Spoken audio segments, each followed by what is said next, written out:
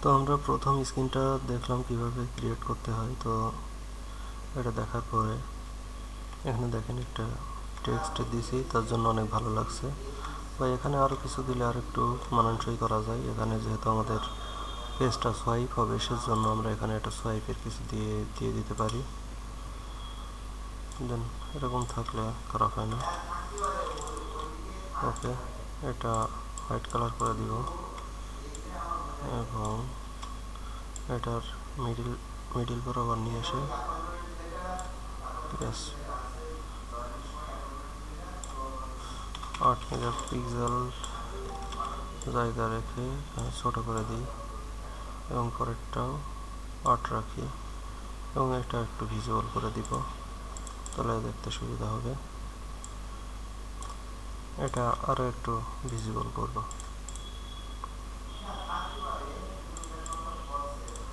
ওকে,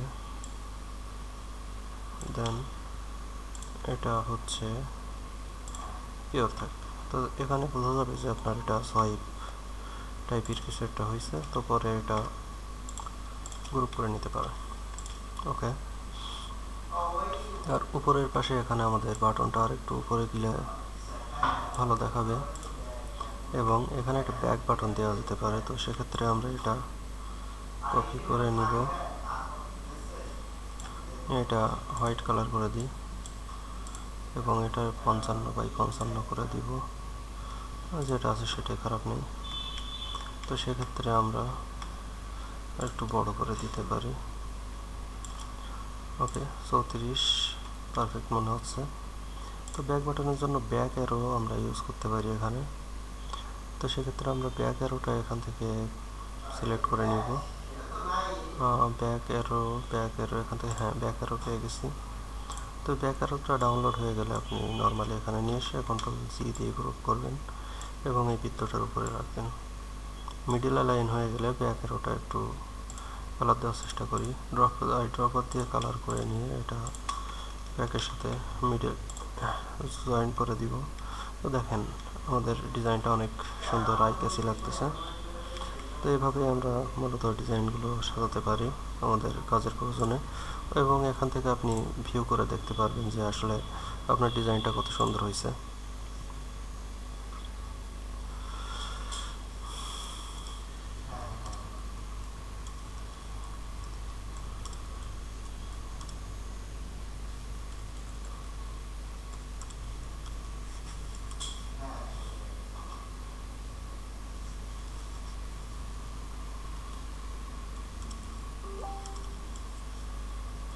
দেখেন আমাদের ফোনের স্ক্রিন ডিজাইনটা কত সুন্দর লাগছে।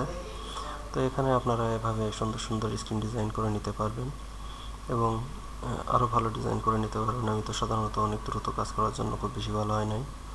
তো আমরা চলে যাই আবার আরেকটা ডিজাইন করার চেষ্টা করি। তো সেক্ষেত্রে এটা কপি করে নিতে পারি এবং এটা হচ্ছে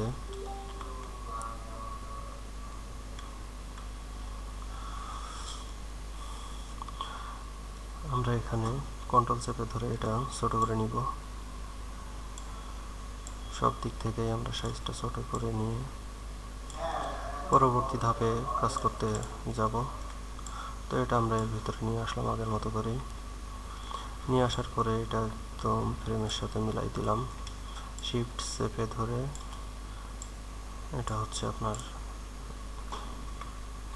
ফ্রেমের সাথে মিলাই দেওয়ার পরে আমরা এখানে সম্ভবত 30 রাখছিলাম। তো 30 অনুযায়ী কেটে, ঠিক আছে, 30 রাখছিলাম। তো এখন আমরা চেষ্টা করব এরকম একটা ডিজাইন আমরা তৈরি করতে।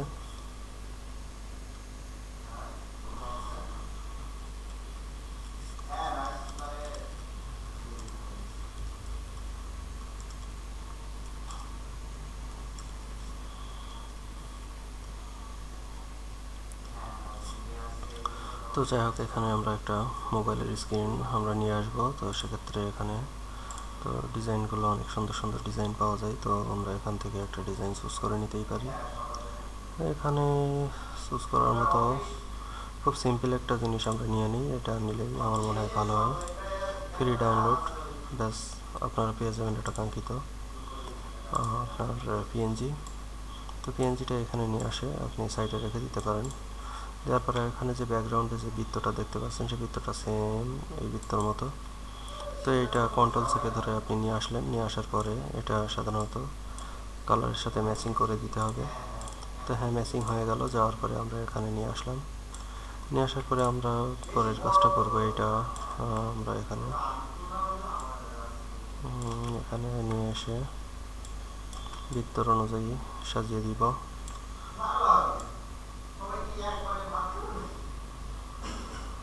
ওকে, এটা আমার মনে হচ্ছে বেটার হয়েছে। তো সেজন্য আমরা এটা গ্রুপ করে দেওয়ার চেষ্টা করি। ওকে, কন্ট্রোল জি দিয়ে গ্রুপ করে নিলাম। এবং স্কিপ বাটনটা দেখেন আমাদের এখানে লাগবে। তো সেক্ষেত্রে আমরা বাটন দুটো কপি করে নিয়ে আসবো, নিয়ে এসে এখানে বসাই দিব। কিন্তু বন্ধুরা খেয়াল করেন, এখানে আমার স্কিপ বাটনের কালারটা ম্যাচিং হচ্ছে না। সেজন্য আমরা এখানে কালার ম্যাচিং করে দেওয়ার চেষ্টা করি। তো কালার ম্যাচিং করতে গেলে সাধারণত আমাদের এই ব্যাকগ্রাউন্ড কালার দুটো আমাদের মেইন কালারের মতো করে দিতে হয়, ব্যাস।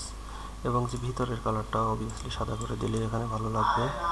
আপনারা এইদিকে খেয়াল রাখবেন যে কোন ডিজাইনের সাথে কোন কালার আসলে যাচ্ছে, এগুলো খেয়াল করে করলে অনেক সুন্দর একটা ডিজাইন আপনারা তৈরি করতে পারবেন।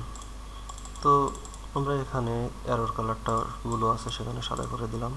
দেখেন বন্ধুরা, অনেক জোশ একটা ডিজাইন আপনাদের কাছে দেখাচ্ছে। বাট আমরা এখানে নিচে আর একটু কাজ করব। এখানে দেখেন বন্ধুরা, এখানে নেক্সট আছে, এখানে প্লাস আছে, এখানে গ্রুপ করে নিই। এবং এটা গ্রুপ করা আছে, দুইটাই গ্রুপ করে নিলাম। নিয়ে কন্ট্রোল চেপে ধরে অল্টার চেপে ধরে এখানে নিয়ে আসলাম। আসার পরে এইটা আমরা একটু মডিফাই করে দিব। তো সেক্ষেত্রে আরও সুন্দর ডিজাইন দেখা যাবে। তো আমরা এখানে একটু গাঢ় করে দিই এবং এটা আরও গাঢ় করে দিব। বাস, হয়ে গেল আমাদের। এখানে হচ্ছে ডিলিট করে দিয়ে এটা হচ্ছে আমরা এই কালার করে দিলাম, মেইন কালার। বা এর ভিতরে একটা লেখা অবশ্যই দিতে হবে, সেটা হচ্ছে নেক্সটে লেখার পরে আমরা একটু সাইজ বড় করে নিই,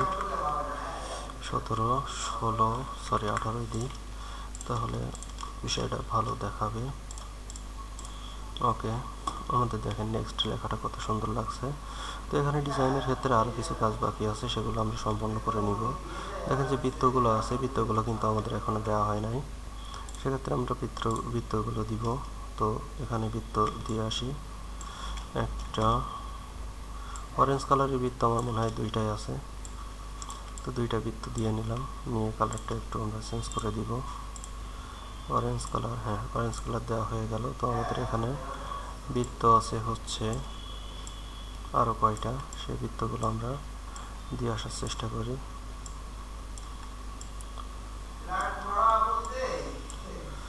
আর একটু ছোট হবে।